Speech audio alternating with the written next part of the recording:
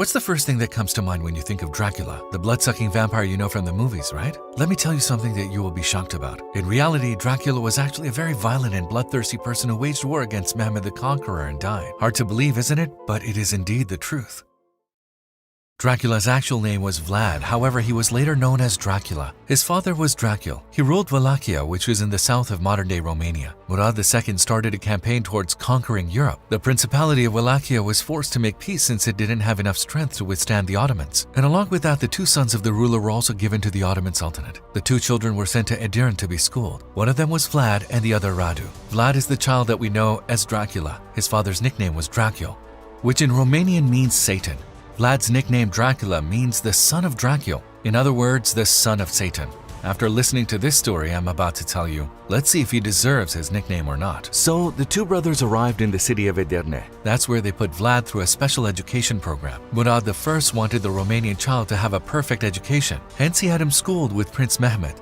Prince Mehmed went through years of rigorous training with his Romanian friend. Together they were taught by the most distinguished instructors in foreign languages, swordsmanship, horseback riding, and the subtleties of government. And in those years, the two Romanian brothers learned about Islam. Thus, Dracula's brother Radu decided to convert to Islam. He memorized the Quran and decided to learn more about Islam. Although Vlad also examined the Quran, he did not become Muslim. After receiving the necessary training, Vlad returned to his home country, but Radu decided to stay.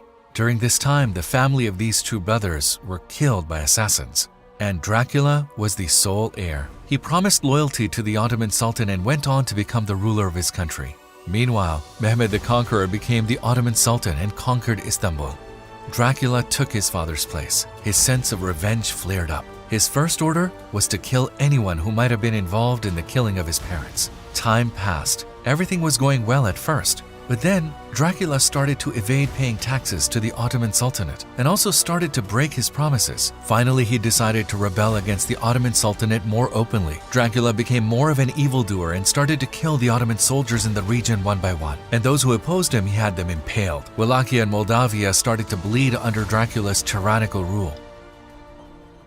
One example of this is, Dracula realized that there were many poor people in his country and invited them to dinner.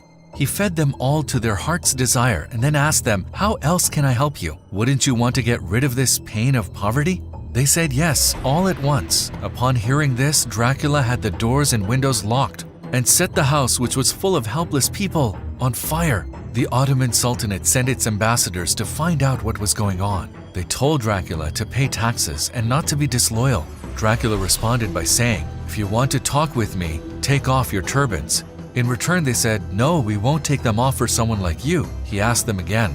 However, they objected to his request. Upon this, Dracula hammered those turbans on their heads with nails. In this way, he killed them all. This was the beginning of a war. As soon as Mehmed the Conqueror heard the news about his ambassadors, he launched a campaign with an army of 200,000. Dracula knew the tactics of the Ottoman army by heart. He knew exactly how to inflict the most damage and how to defend himself. He divided his army into squads as guerrilla tactics and scattered them in different places. The main purpose of this technique was to inflict maximum damage rather than winning the war. They killed the Ottoman soldiers they captured in the mountains one by one and impaled them on stakes. As Mehmed the Conqueror approached the capital, his heart broke at the sight he witnessed. In a forested area stretched along 1.5 kilometers, more than 20,000 soldiers were impaled.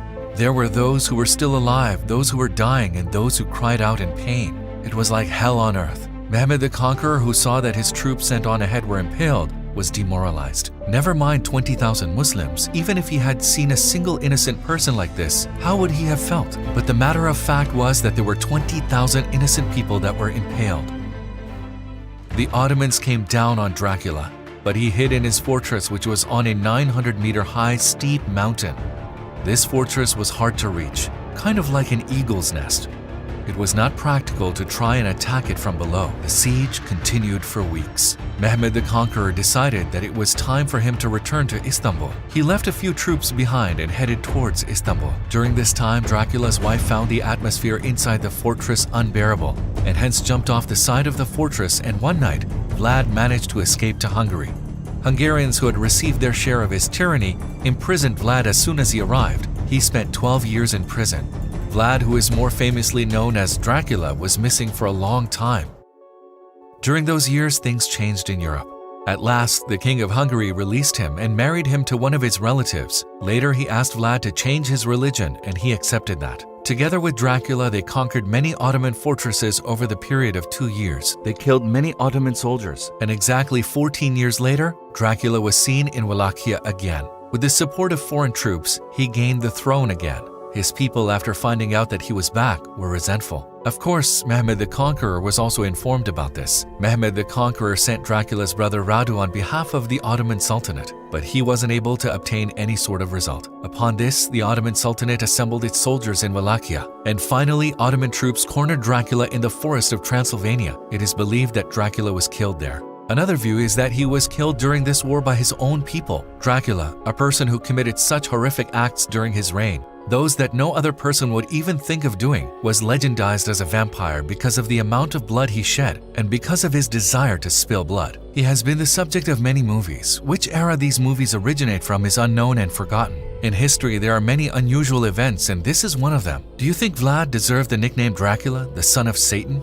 And how could it be that even though he was schooled with Mehmed the Conqueror, he became one of his greatest enemies? Can atrocity, shedding blood, and causing oppression really delight one?